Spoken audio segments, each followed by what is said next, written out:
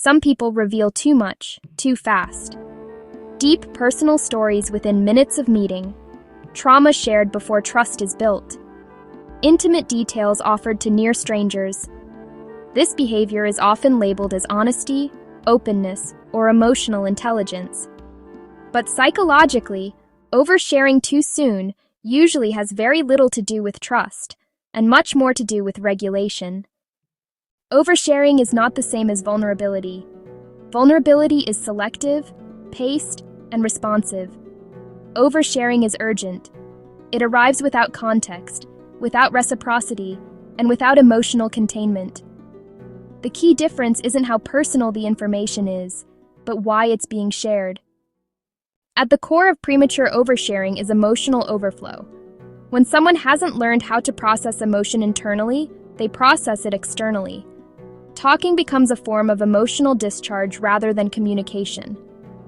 The listener isn't being invited into connection, they're being used as a pressure valve.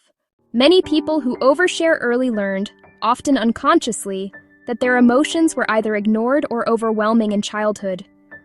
In environments where feelings weren't held safely, expression became all or nothing, either silence or emotional flooding. Moderation was never modeled. Emotional pacing was never learned. For some, oversharing developed as a way to secure connection quickly. If intimacy feels scarce or fragile, accelerating closeness can feel like protection. Sharing something deeply personal becomes a shortcut to bonding. The assumption is that exposure creates attachment, but what it actually creates is intensity without trust. This is why oversharing often leaves both people uncomfortable. The sharer may feel briefly relieved, then oddly exposed or ashamed. The listener may feel burdened, pressured, or emotionally recruited into a role they didn't consent to. Neither reaction is a sign of real intimacy. Another driver of oversharing is boundary confusion. People who weren't allowed boundaries growing up often struggle to sense where their inner world ends and others begin. Privacy doesn't feel natural. Emotional information feels like communal property. Sharing feels automatic, not chosen.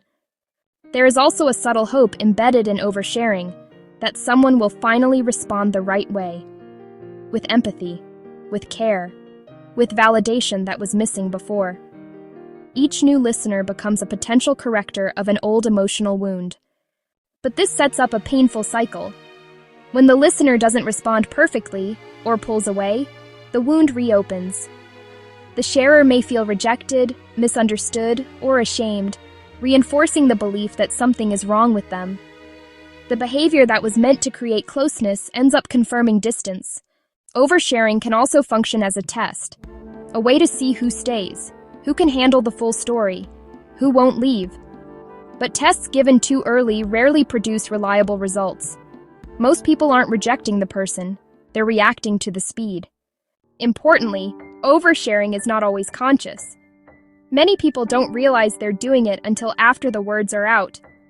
The impulse feels compulsive, driven by anxiety rather than choice. Silence feels unbearable. Filling it with truth feels safer than sitting in uncertainty.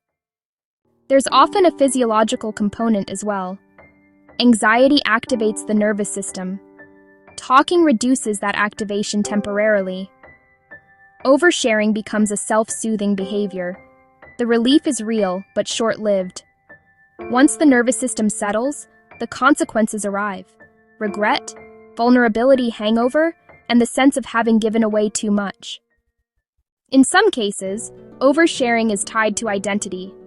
When people haven't developed a stable sense of self, their story becomes the self. Narrating pain feels like existing. If the story isn't told, they fear disappearing. Silence feels like erasure. Modern culture unintentionally reinforces this. Social media rewards exposure. Algorithms favor confession. Trauma narratives are framed as authenticity. Emotional transparency is celebrated without regard for context or containment. But platforms confuse audience with intimacy. Being seen is not the same as being held. Psychologically healthy disclosure follows a rhythm. Information is shared gradually in response to demonstrated trust, mutuality, and safety. Oversharing skips the rhythm and goes straight to the crescendo. It mistakes intensity for closeness. This doesn't mean people who overshare are manipulative or attention-seeking. More often, they are emotionally under-resourced. They are seeking regulation, reassurance, or grounding through others because they don't yet have reliable access to those states internally.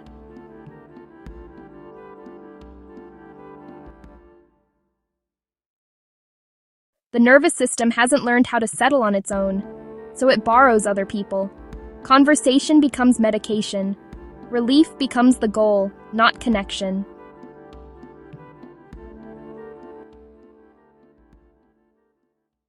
The path forward isn't to shut down or become guarded.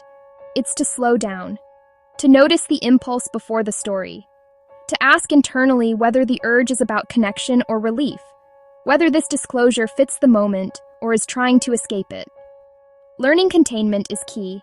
Containment means being able to hold emotion without immediately evacuating it into someone else.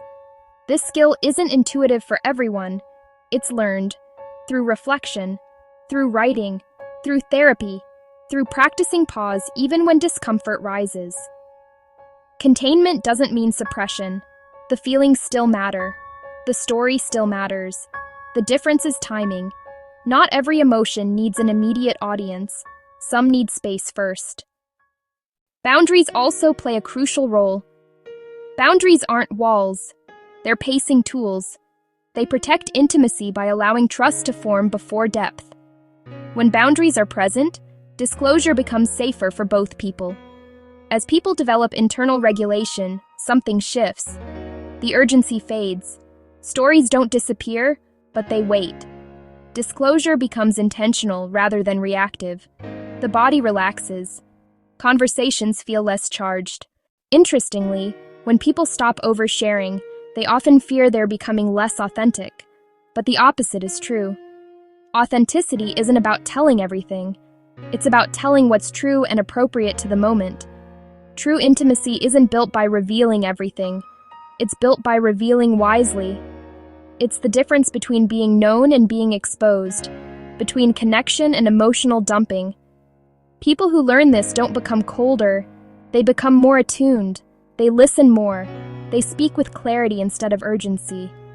They trust that closeness doesn't need to be forced. And when pacing is right, being heard no longer feels like a gamble. It feels like a choice.